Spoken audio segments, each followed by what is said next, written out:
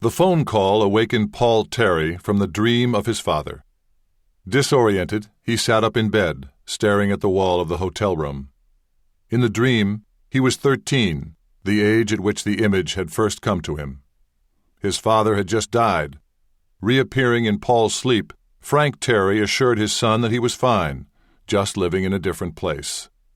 Relieved, Paul would awaken, and then feel more abandoned and alone. Even now, at 31, the dream left tears in Terry's eyes. His cell phone rasped again. Beside him, Jenny stirred. Groping, he found the phone on a nightstand and flipped it open. "Captain Terry," he said in a sleep-stunned voice. "Paul, it's Colonel Dawes." "Morning, sir." Glancing at the drawn curtains, he detected no light. "Is it morning?" 6 a.m. Where are you?" "D.C. I'm spending the weekend here." "Not anymore, I'm afraid." Dawes's southern-tinged voice was soft. "I guess you haven't seen the papers. There's been a shooting on the post. A captain's dead." Terry tried to process this. "Are they preferring charges?" "Not yet." The colonel's voice lowered.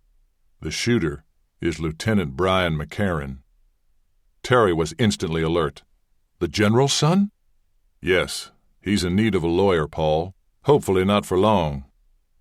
At once Terry understood his superior's undertone of caution and regret. "I'll be there in an hour and a half," he promised. When he turned the phone off, Jenny was awake, blonde hair falling across her forehead.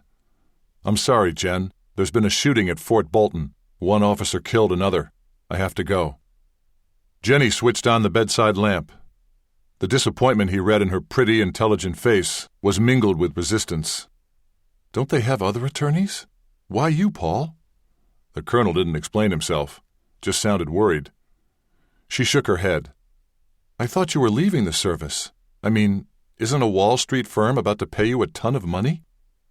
Terry paused to assess her mood.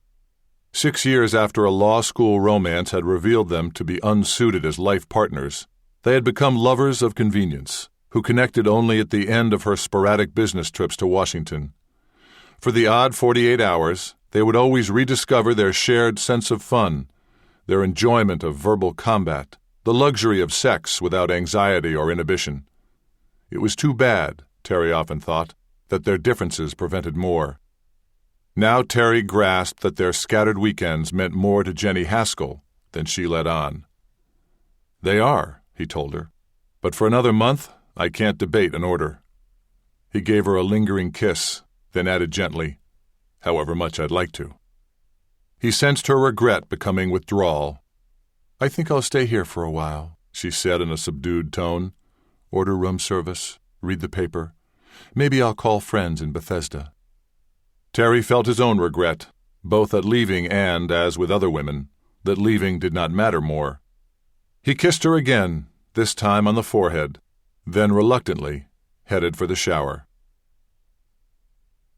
Shortly before 7:30, dressed in the uniform of a JAG Corps captain, Paul Terry passed through the main gate at Fort Bolton, headquarters of the 7th Infantry, and for one more month, Terry's home. Over 20 miles square, Fort Bolton was sequestered amid a wooded area of northern Virginia, an enclave sufficient to itself: shopping centers, athletic facilities, offices, a hospital, apartments, townhouses, and, for senior officers, commodious colonial-style houses dating back to the fort's establishment 80 years before. Turning down its principal thoroughfare, McCarran Drive, Terry was reminded of the 3 generations that preceded Brian McCarran. That Brian had killed a fellow officer, whatever the circumstances, would reverberate all the way to the Pentagon, where the family's most revered member, Anthony McCarran, served as the Chief of Staff of the Army. Parking at the headquarters of the Regional Defense Council, Terry felt edgy. The aftershock of the dream still muddied his thoughts, but by this time, at least, he resembled the officer Lieutenant Colonel Dawes expected to brief. He had taken a large black coffee for the road, and the mild hangover he had earned through a bibulous dinner with Jen was fading. Fortunately for Terry, his life circumstances had lent him an air of near-perpetual alertness, accenting the swift intelligence reflected in his penetrant blue eyes.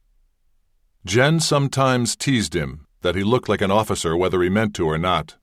Tall and fit, he had jet-black hair and strong but regular features, accented by a ridged nose, which, broken during a high school basketball career based largely on determination, added a hint of ruggedness.